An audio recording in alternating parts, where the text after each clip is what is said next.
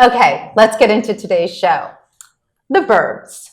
Long thought of as a place where people just lived. And if they wanted nightlife or entertainment or good restaurants, they went into the city.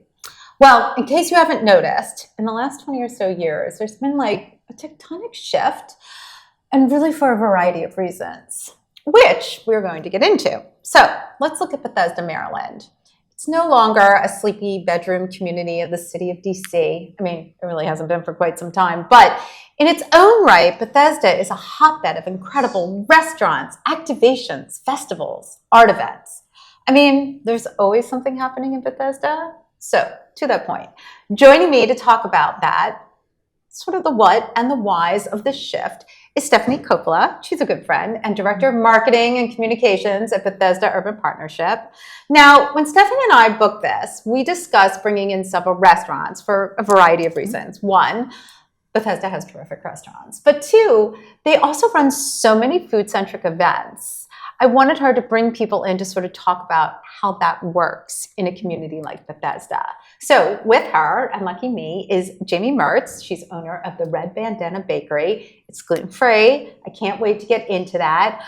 Old friend, Chef Al Ashish, who it's formerly Duck Duck Goose, but now it's Good Duck and Burger. We're going to get into that. And Paul Fitz. He's the general manager of the very just opened Salt Line, all in Bethesda. So let's get into it. Thank you, everybody, for joining me today.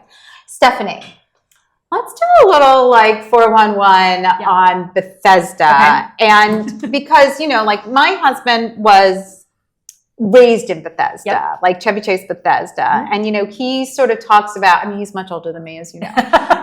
It's serious. He's much older than me. He talks about the good old days. Yeah. You know, that Bethesda was just like a sleepy little town. And in the last 40 years, let's say, there's been a huge change in the economics and the real estate and et cetera in Bethesda. I mean, we've seen a lot of change in the last 20 years, right? 20 years ago, we saw the development of Bethesda Row. Right. And all these gorgeous outdoor cafes and this kind of new, shiny area of Bethesda. Mm-hmm. And then, you know, you go and walk down Woodmont Avenue and you're in Woodmont Triangle, which is a little bit of an older section of Bethesda. But we have lots of owner-operator, chef-owned and operated spaces, lots of ethnic foods. So we've always felt like we have the best of both worlds in Bethesda. We have these two distinct kind of neighborhoods, in addition to kind of the whole 300 acres that we manage.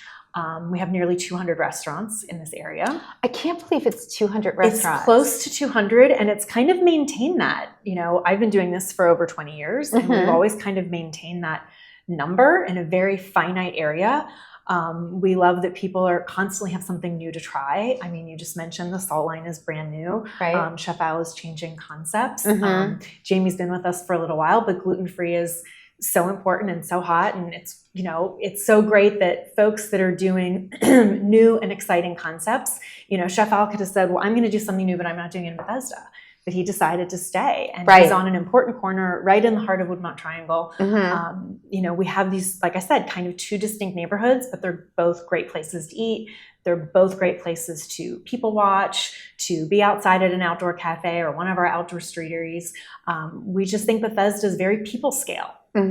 Easy to walk around. Well, I was going to say, it's actually, to me, it's the walkability. Like the selling point to me of Bethesda is the walkability of it, that you can live there and walk out of your house, walk out of your apartment, and you can get a burger, you can get some oysters, you can get some gluten-free products, you can go get your coffee, you can get your dry cleaning, get your nails done, go to the grocery store. All the things are in walkable. And I think that's one of the reasons why some of the more further reaching suburbs, you know, like with the bigger homes and things and lots of land and things of that nature, there are a lot of people being like, yeah, I want to walk out of my house and I don't want to have to get in my car. Right. I want a different kind of life. I think the other thing that people find so appealing, and this is just sort of anecdotal, and I'm sure the restaurant owners can agree, that, you know, there's so many demographics in Bethesda. There are people in their young 20s. There are young families in their 30s and 40s. There are baby boomers. I mean, there is truly something for everyone. I know that sounds cliche, but because when you have nearly 200 restaurants, you have a lot of things that appeal to a lot of people. And we're thrilled about that you don't have to go downtown to go to a bar. Right. You could go to the corner bar. Right. You could go to the corner bar, and you don't Mhm. have to go downtown to catch the game on the big screen. You don't have to go downtown for something fancy. Right. You don't have to go downtown for gluten-free. Mhm. I mean, it's really nice to have so many people dedicated to. I mean, the folks here today, and you'll hear from them directly, they're dedicated restaurant owners. I mean, they care about the communities where they're living and working. Mhm. And I think that also lends to our success. Is we've been doing this a long time. We know them, they know us. We worked closely together during difficult times during the pandemic, and it was a lot of how can we help you guys? How can we make things better in Bethesda? We welcomed lots of new residents. We have some new buildings. Well, so I just kind of want to talk about that. We don't need to go down the pandemic road, but the sort of the itty bitty silver lining of the pandemic would be the streeteries, for example. Like, I guess if we can go just a little pre that. Sure. At what point at the Bethesda Urban Partnership were you guys like, oh, we need to do programming? Like, because I feel like if you talk about 40 years ago, like if somebody did a festival, like that was an outsider coming in and you granted. What's interesting about programming is how much it's changing. You know, it used to be sort of this big street festival model, which we're still going to do Taste of Bethesda because it's tried and true and it's at the core of what we do. But weekly activations, monthly activations, we're doing free fitness in the parks. We're doing more weekly concerts than ever before. You know, we're constantly coming up with new kind of social gatherings that also have beer, and food and wine. Maybe a little bit of fear. Okay. Some of the things we want to try. Right. But the community, and I think the pandemic did this, is just we want to get together. We want to get together outside. We missed being together. Great food is obviously a component of that. And, you know, we're constantly working at kind of changing and evolving these activations too. I mean, new things are coming on the horizon and we're excited about it. And we just did a big survey and an online survey and in-person surveys and all the things to kind of do a strategic plan, which is great to get feedback directly from the people you're serving. And what do the people want? I'm just sort of curious because I know what I want. Right. Do you know what I mean? Like, I'm an empty nester. She's almost out of college. I mean, we're so close. I could see the finish line. But for all intents and purposes, I'm an empty nester. Like, I know what I want at this part of my life and how I want to live. And given that Bethesda is home to a large variety of people, as you just mentioned, what's the feedback? Do people love the programming? Do they want more of it? They want more. They want more of everything. I bet. And it definitely falls in the category of programming. Community spaces to gather, whether that's a bookstore returning to Bethesda someday or outdoor gathering. Oh, I bet Barnes & Noble closing was a big problem. You know, everyone has a pet now, as we all do too. But even, you know, in the apartments and condos in downtown Bethesda, they have dogs. They want to be, I know you have dogs coming. You always have the dog bowl water out, and dog treats. So things have changed, but it's exciting because it gives us the opportunity to be creative. It gives us the opportunity to listen to what folks want and give them what they want right outside of their front door. We don't want them going north to Rockville or south to DC. Right. You know, enjoy the greater area because the greater DC area is wonderful. But if we can give you so much that's offered right in Bethesda, then you'll also enjoy your time in Bethesda. Well, before I bring on the restaurants, I do want to have an idea so people understand your role of how you work with the restaurants in the community of Bethesda. Like, how do they rely on you? Or how do you work with them? Sure. So I would as first a support? say, you know, we're like a downtown business improvement district, right? Except we're not membership driven. So if you're in downtown Bethesda, you are part of our community. We have a very finite 300 acres that the Bethesda Urban Partnership manages. Our main jobs are to market and maintain downtown Bethesda. So we just 300 acres sounds so big. I mean, but it's not, right? Because the metro is right in the center of it, and it just goes a few blocks north and south of that. And we just work closely with each restaurant. So, you know, we're on social media every day, sharing 10 or 15 posts of what the local restaurants are doing. We're sharing special events that they're doing. If they have any issues with, we were talking before about county regulations, you know, we try to be a facilitator in various things as much as we can. In addition to doing all the fun and this is a wonderful place, we're also here to be, help you problem solve, help you facilitate. What else can we do to make your job, lifetime, creativity, everything better in Bethesda? So you're very front of the house and back of the house. I think so. Right? Yeah. It's like a little bit of both. It feels that way. Okay. All right, we're going to come back to you because I know, speaking of all that programming, we have some big stuff coming up and I want to hit that at the end. Okay, so Jamie Martz, It's so nice to meet you. I thought we had met before, but I was totally wrong. So you are the Red Bandana Bakery. Tell us a little bit about your concept and how you executed it, and gluten-free. Give me all the details. That's right. So we're 100% gluten-free. Mm-hmm. I started at farmers markets right after graduating from l'Académie de Cuisine back in 2011. Mm-hmm. While I was in pastry school, my brother had autism. They put him on a gluten-free, casein-free diet. So I got very interested in adapting pastry techniques to make things gluten-free and casein-free, which is tough because a lot of French baking is all flour and butter.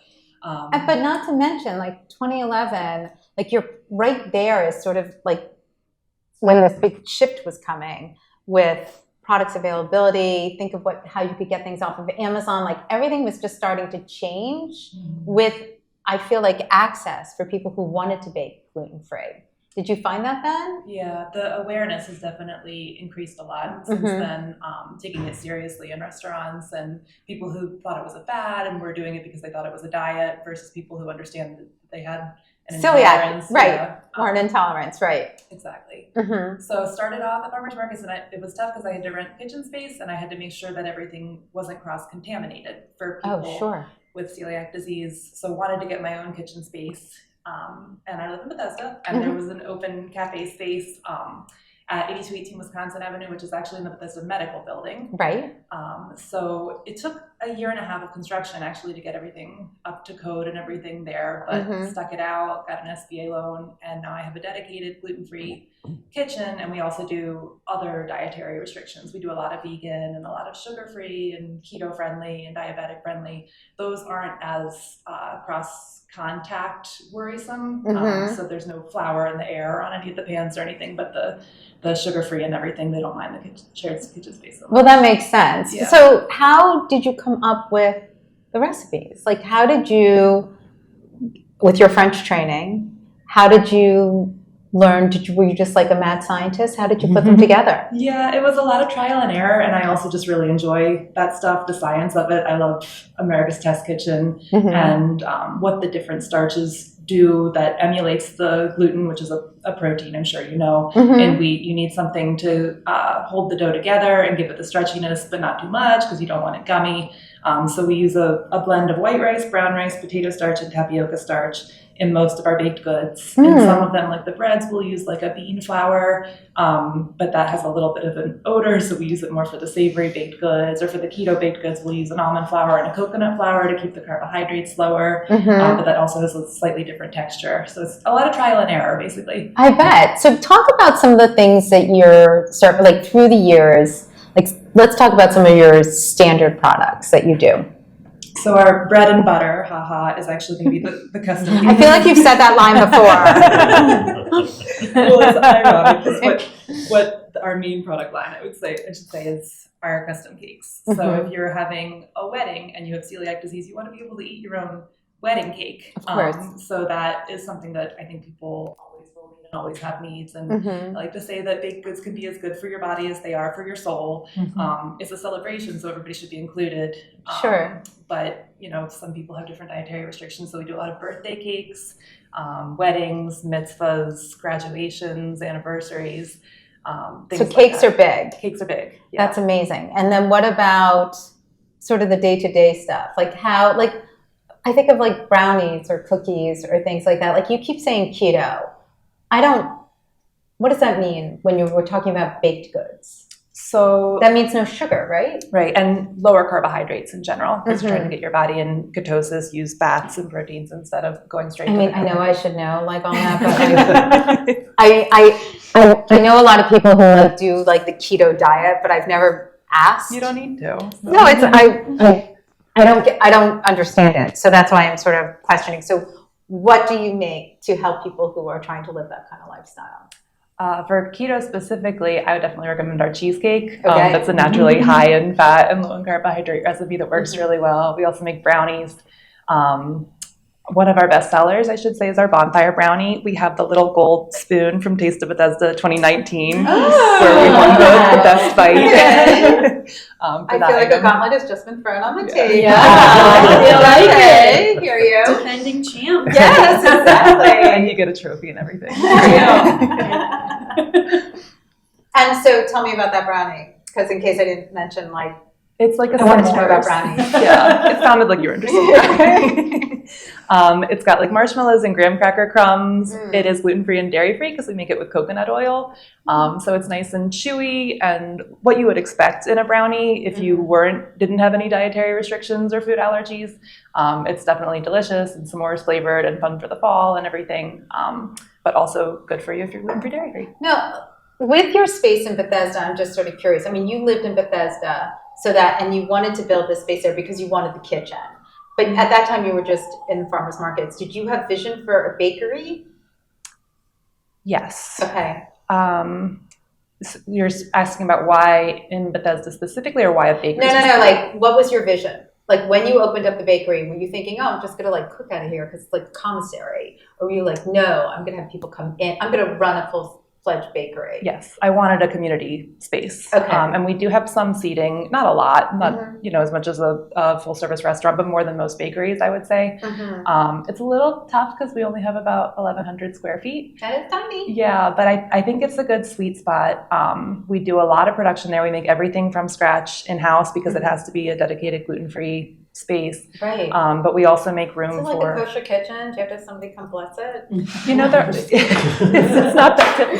But I appreciate your intention. Like, Yeah. it's important. You're right. We do have like birthday parties. We had a summer camp last week. Oh, cool. Yeah, we do events. We display like local artists' art and sell things like that. So I wanted that community space. I'd worked in catering kitchens before, and while it's great and they're putting out great product, it's not the same experience for the recipient of it or for the people who are providing the hospitality. So I wanted that. All right. That's amazing. You must have some very dedicated customers. I would assume so, too, right? yes. Yeah. Just being where you've been there a long time. But I assume a lot of your, not all your dedicated customers have dietary restrictions. They just like your product. Yeah, it's a good mix of people from the neighborhood and people who come from further away for their dietary restriction. And then just people have habits. There's one guy, he comes around the corner and I start getting out the loaf of ancient grain bread because that's what he gets every week. That's what people do. That. Yeah. I mean, that's what you want in your neighborhood. I mean, that's what every baker signs up for, right? Like people coming through the door from the neighborhood, you know what they want when they walk in. So Exactly. Congratulations. All right. Well, now since he took the mic,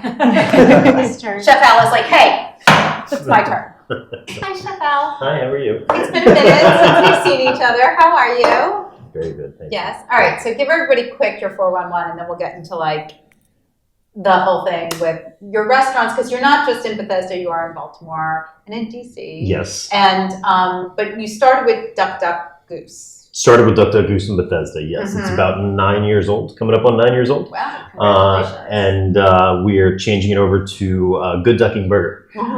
It's funny, you said your bakery Okay, is you're saying it wrong. Good Ducking Burger? Yes. Okay. The emphasis is on ducking. I'm on the phone with the branding people as soon I as mean, seriously? I can't believe I have to tell you this. Lose the damn G. Okay.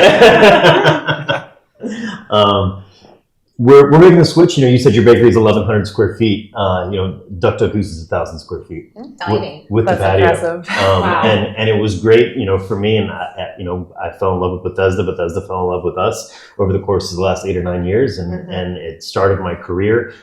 But everybody at this table has heard about the rising cost of running a restaurant, and you can only do so much with 1,000 square feet. I've got this burning passion to do something that's a little bit Indian and a little bit American, just like me.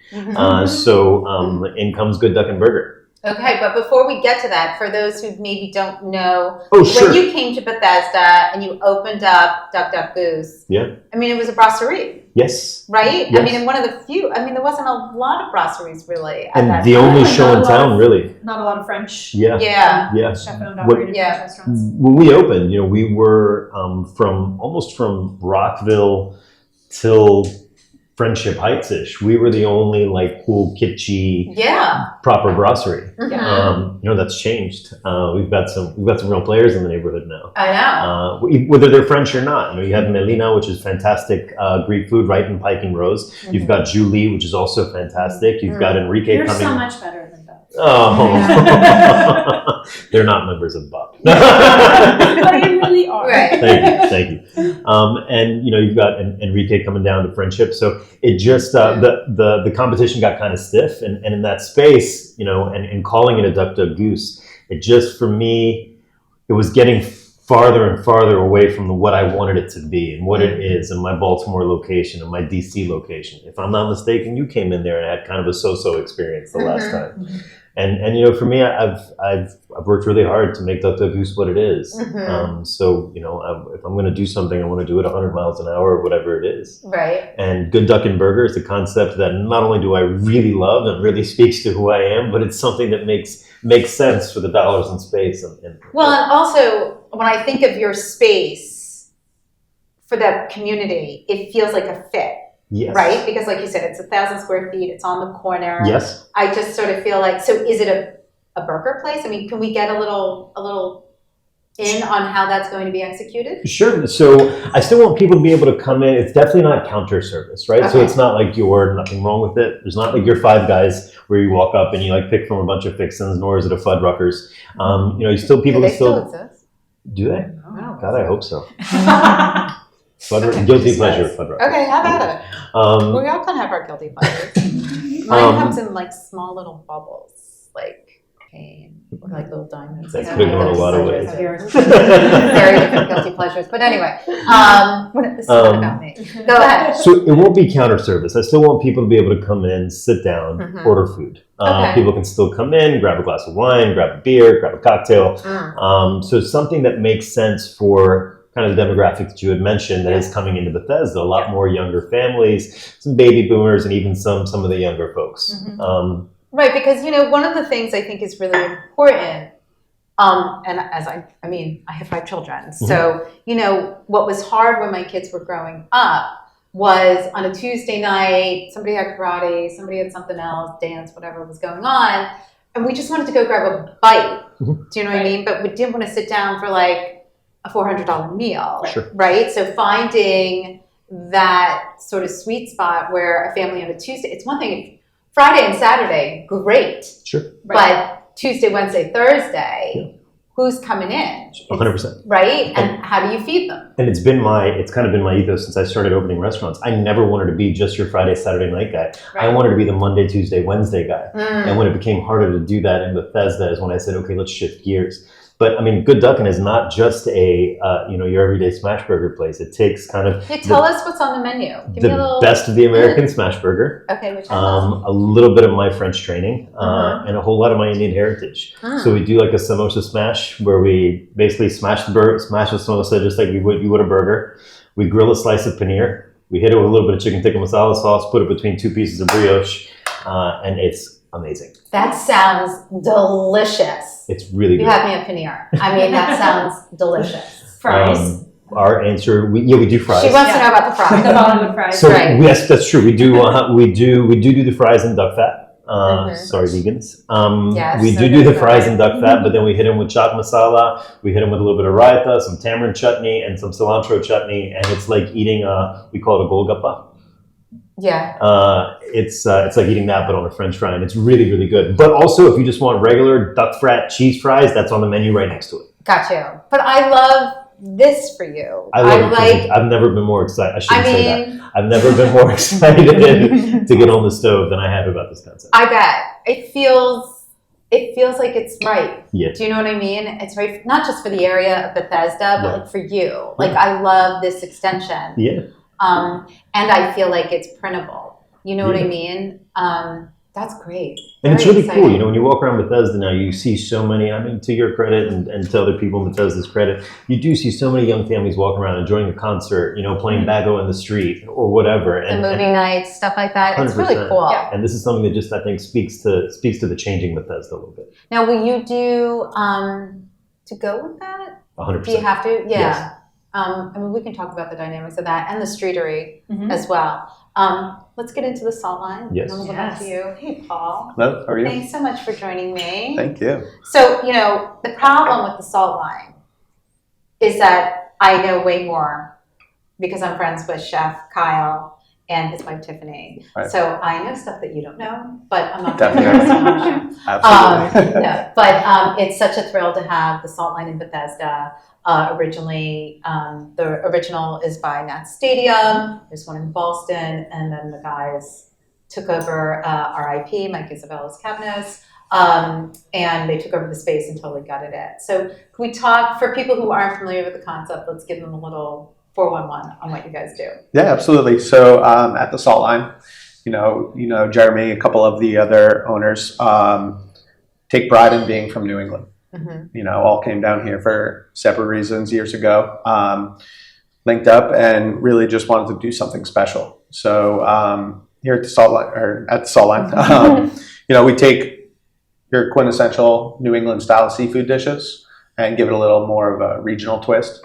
So, you know, whether it's local produce from a really cool farm or sustainably caught seafood, you know, it's tying both concepts together. So you look at our oyster menu, we've got anything from Maine, Massachusetts, Rhode Island to St. Michael's and Virginia. But you guys also have your own oyster. Yes. Right? What's that called? The Dancing Molly. Yes, the Dancing Molly. I should Dancing know that because they all have the t-shirts. That's funny for a lot of reasons. I know, it's funny for a lot of reasons. The first time I saw one of the servers with the Dancing Molly t-shirt, I was like, what are you trying to say? But anyway, back to the oyster. Yeah, so Dancing Molly is a collaboration between the Salt Line and Harris Creek Oyster Company. So Alex Johnson has been doing business with Kyle and the Salt Line for years, and you know, they came together and said, let's do an oyster specifically for Salt Line and our sister restaurant Dauphines. So Alex is starting his oysters in Harris Creek, St. Michael's. Shallow water, calm currents. They're good. Yeah, and Really a little lovely. bit warmer. Grow them there for a year and then transport them right into the bay and more tumultuous currents and colder temperatures. So it develops kind of a little deeper cup in gains to increase the salinity. Yeah, so I mean, you know, we have, like I said, the New England oysters that definitely a lot brinier, and then local, less salty. So this is kind of like the best of both worlds. Agreed. It's one of my favorites. I love it. So you guys have the whole raw bar sort of happening there with the towers and everything and the shellfish. And then you have the menu items. But when you guys decided to come to Bethesda, I mean, like, sort of tapping onto like what Chef Al and Jamie were both saying, like they both have concepts that are for themselves, but then are meeting the consumers where they are. How did Salt Line go about taking what they've done in 2 other locations and make it for this area? Because each area has its own quirks. Definitely. I mean, I think just the accessibility and approachability that Salt Line has always had. You know, so many people going to Nats games and grabbing a smash burger, lobster roll, Narragansett. Okay, smash burger, you can't say smash burger. He already said that. We have no Indian spices. It's all New England. Yeah. New England favorite smash burger. New England smash burger. Very good. Good save. Good save. Comeback. But Good save. that's like the approachable factor of the restaurant, though. Like, I love it that you can go in and you can grab an Narragansett lager and, you know, a smash burger. Or you could also go and get a seafood tower and a Premier Cru Burgundy or, you know, a bottle of Sancerre. So, you know, it's not just like, welcome in, it's going to be expensive dinner tonight. You have the wiggle room to go either way and still, you know, get great service. Which is also important, obviously. You know, how many people are working for you? Fewer than 5. Oh, okay. Working on hiring right now. I have a lot of summer college kids and everybody's leaving me. So I'm sorry. I didn't mean to upset you. I'm so sorry. But if you're putting out all that product every day, how many people are baking? Please don't tell me just you. not just me. Okay. I have one full-time person right now and my mom helps a lot. Oh my God, God bless your mother. That's a lot of work. Yeah. I think you bring your mom to events sometimes. Yeah, all the time. Yeah. So on a daily basis, how many things are you offering? Ooh, probably like 20, 25 things on the menu. Wow. Amazing. Oh my God. That is Wow. amazing. That's an incredible amount of work for 2.5 people. That's a lot. Wow. Yeah, then I'm sort of overwhelmed by that. Now I have to go on to them to ask another question. But you brought around hospitality. And I want to bring this to sort of both of you to sort of talk about, you know, she just said it, like finding people to work for you is tough. You're in a neighborhood, sure you can rely on neighborhood kids, which you did heavily, Absolutely. which has its real good points and its real points, right? Yeah. Like the good points are everybody loves going into the restaurant and being like, oh my God, that's my neighbor's kid, right? And that's kind of fun until they drop a plate and they're like, okay, I don't really like that neighbor anyway. So how do you both handle, and you too, given that the college kids are leaving, sort of the labor shortages and how do you work with that in Bethesda? We really relied on a lot of help from seasonal employees with busing, food running, hosting, things like that. For the line cooks, dishwashers, bartenders, servers, that's where we really focused on people that we could hire, train, develop, and keep, and then we could figure out kind of the rest as we go. Right. We were lucky enough to have the success and popularity of Navy Yard, of Arlington, so that it wasn't just an unknown brand new restaurant opening up and people saying like, I don't know if it's going to last. I don't know if it's going to be a good fit for me. I don't know if I'll make enough money. So we definitely had that on our side with opening, with those more structured positions. That helped. Makes sense. Yeah, it helped a lot. And then, I mean, I've been in a position before where you hire a bunch of seasonal help to get you through it, and then the end of August, beginning of September rolls around, and you're back in the same position. So sounds like that's what we got going on with Jamie. I'm with you. And what about you, Chef? I mean, how are you with the change in concept? How does that work with the staff you have? I should say this just before I forget to say it. Another part of the reason that we made the switch was it was just putting unfair pressure on the team that was there. Because when you're that small and you're trying to be kind of a fine dining restaurant and you can't afford all the bells and whistles of general manager, assistant general manager, bar manager, front of house, shift lead, whatever, it puts a lot of pressure on the people that are there. And I felt like we weren't giving them all the tools they needed to succeed. So that I felt like I had to say that to get No, that and I'm out. glad you did. I think that's an incredible business person. Yes. So the new model, I think we're definitely going to start at 6 days a week instead of our typical 7, just so that we can make sure that everybody's getting the time off that they need and we're not burning people out. As far as hiring seasonal labor,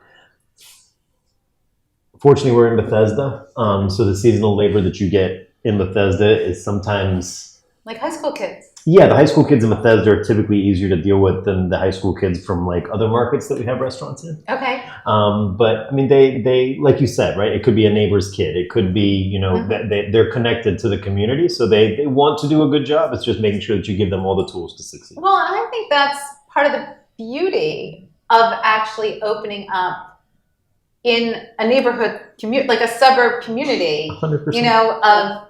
I'm not kidding. My neighbor's kid, I didn't know, was working there. She came up to me. She's like, hi, Mrs. Nellis. I'm like, where's my husband's dead mother? Like, nobody calls me Mrs. Nellis. And she's like, it's, what's her name? Colleen. She's like, Colleen Dan. I live up the street, but I mean, I haven't seen her in years. And I was like, I loved that. Like, that's should be part of it. It should be like people walk in and they feel their neighborhood in the neighborhood. Isn't that the point of a neighborhood restaurant, 100%. right? I mean, a lot of people work their first jobs in neighborhood restaurants. I was the host at some place called Fontina Grill in Rockville. Yeah, I remember that. I mean, people celebrate their granddad's graduation, their weddings, their whatever. I mean, I started in the restaurant industry. I mean, that's why I'm here today. Yeah, same. So I do totally get that. And when we talk about sort of community engagement and programming, like it sounds like you're doing an awful lot, the camps and everything, but I'm so worried about you. You have so much on your plate. And she does every event we invite her to do. So like with the wedding cakes and everything, so like moving into the fall, are you just like programming pause because I'm doing wedding cakes? Like how does that work? No, the fall is just a really busy season. It's great. I love it. I'm like totally. We must be busy through the end of the year. Yeah, Thanksgiving is our biggest holiday. Christmas, Oh, Jewish I bet holidays, all of it. Oh, right. I bet you're very busy. Wow. We'll figure it out. We always do. No. I'm propping you. I'm sure you power through. Yes, it's amazing. And so I'm putting you on a pedestal. Like I give you all the credit in the world. Too sweet. So, but for all of you with the new concept, with the brand new restaurant, with all that you do, how does programming and working with Buck and Stephanie and working with them and what they do, how do you guys do that all together? I call them and beg them for stuff. Okay. They always say yes. Begging always works. I love begging. I don't know, but you've done our events for years. You have done our events for years. I don't even know if it's always a moneymaker for them, but I think they see the value in, I think sometimes it's a moneymaker, and I think other times you see the value in being part of the community and being part of an event or whatever else we have going on that we can bring you into. I think it's also, not to sound crude, but it's also, you got to pay to play. Right? If you're not in DC, where there's a lot of tourist traffic, where there's a lot of corporate traffic, right? If you want to get yourself in front of, the young parents, the other people that are very actively involved in the community, you better line yourself up with the community. I think you're 100% right. And it was a big part of my argument. I would love to keep this evergreen, but it was a big part of my argument during the whole COVID thing where everybody forgot about restaurants. It was restaurants that were still donating to the fire station, the police station, the schools, the whatever else you have.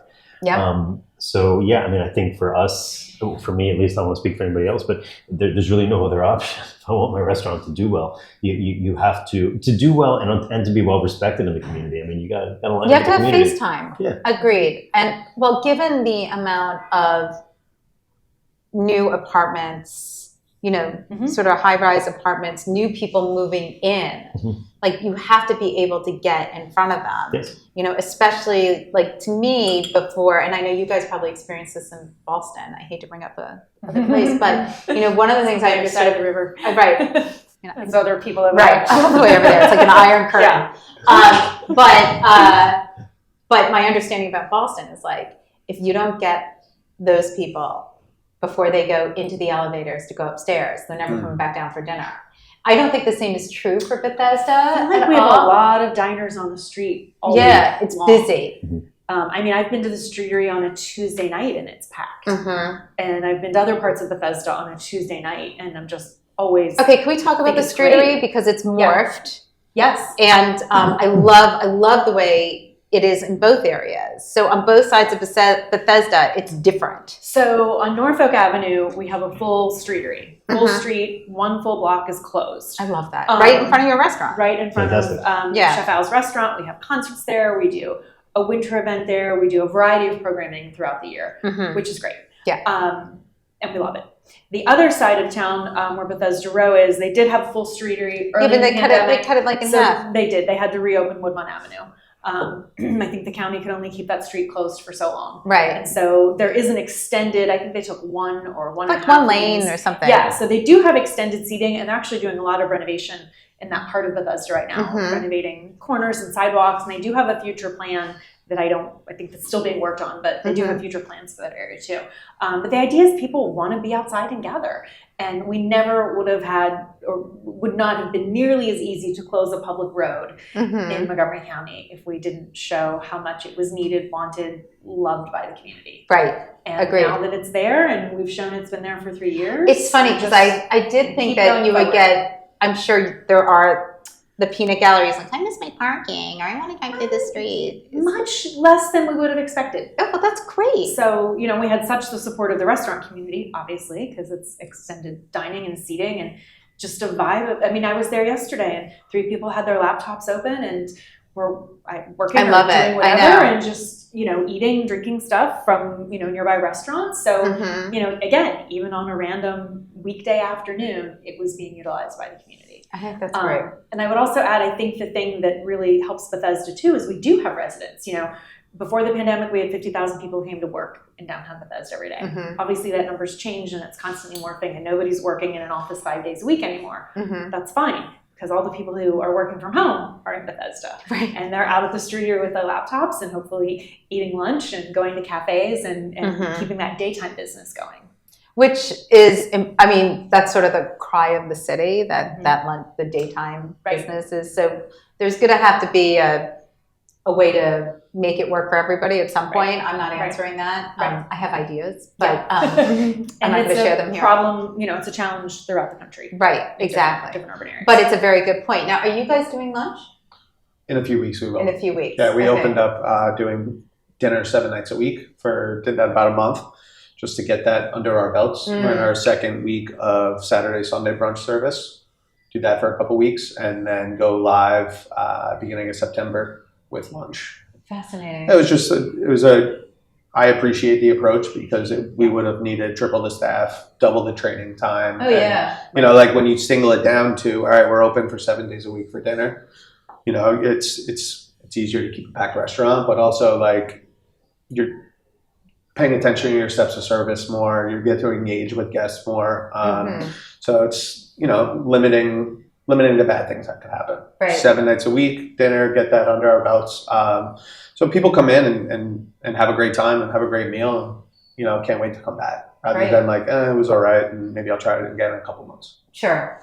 Right. No, that makes all the sense in the world. And what about you? Will you be doing lunch? Yes. Okay. Yes. Great. And when you open, will you be doing lunch? Yes. Okay. So we'll be open every day from 12 to 10. Oh, wow. Late night. Awesome. For Bethesda. Right? Yeah. And you, what are your hours? What does it look like for you? We're open 10 to 6 Tuesday through Friday and 10 to 4 Saturday and Sunday. Oh, okay, great. And do you do any like sandwiches or stuff like that? You do. So You have lunch specials, right? Yep. Can we talk about them a little bit? Yeah, we have a sandwich menu. We do. Can I just interrupt you for 1 second? I do feel like maybe with one of your burgers, you need like a gluten-free bun. Yes. bun. I'm just saying. Okay, sorry. I feel Go like ahead. you need a I just feel like I had to say it out loud. She'll text me 4 Or times. before. for it. I know, but somebody needed to. I feel like we were all thinking that Jamie could provide gluten-free rolls, breads, etc. to both of these folks. That's true. Very true. Yeah, we Okay. do that. She's like, okay. How much more am I Easy going to delivery. Mom. Our mom and all other family enforcement. So the sandwiches, tell me. Yeah, so we make all the bread from scratch in house, so it just Right. felt like an obvious thing to do. We roast vegetables and we roast chicken, and we make our own hummus from scratch in house, and we make fresh vegan soups and things like that.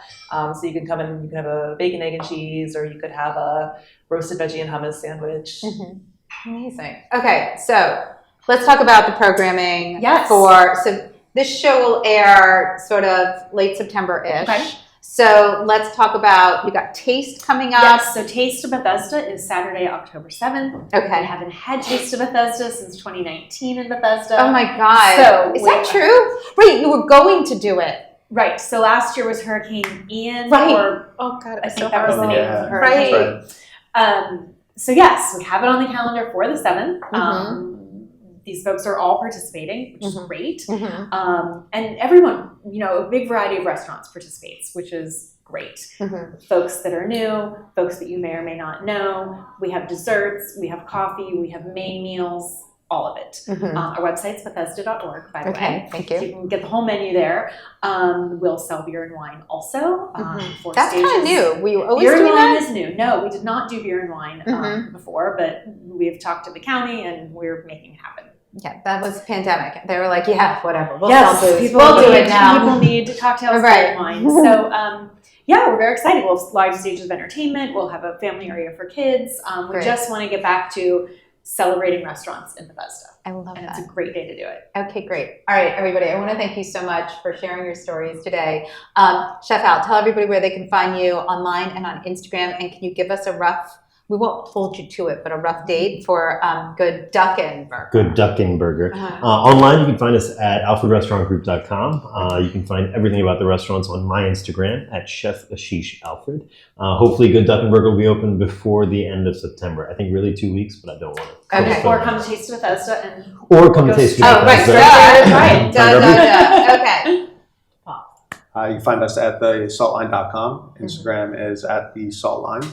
Like I said, we'll be opening for lunch early September. Great. And we got a reverse happy hour, something fun for the neighborhood. So starting at 9:30, going till 11:30 during the week, 12:30 on the weekend. So kind of like a late night food menu, beer, wine, cocktail specials, and half off chef selection of oysters. Oh my God, that's amazing. Nice. Great Yeah. idea. I love that. Okay. Jamie. We're at theredbandanabakery.com and Instagram at theredbandanabakery. Thank you so much. Give a shout out one more time for where to find you, Steph. Website is Bethesda.org. Instagram is at BethesdaBub. And you can see, like I said, every day we are posting content for what folks are doing in Bethesda. Excellent. All right. And if you guys, thank you so much. Just hold out one sec. Thank you. Thank you, too, for joining me. Actually, I'm going to ask everybody one rapid fire question, and then we'll wrap it up. Okay. Not in Bethesda. Okay.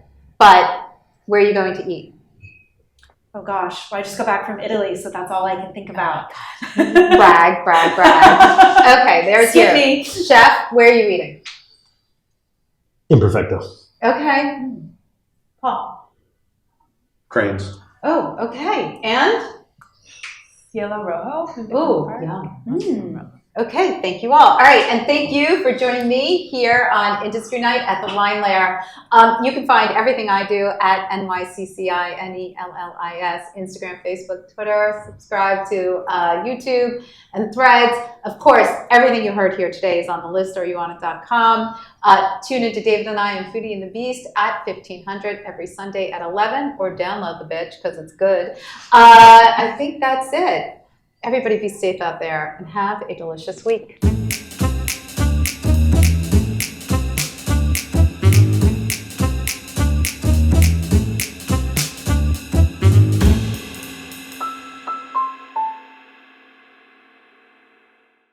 Produced by Heartcast Media.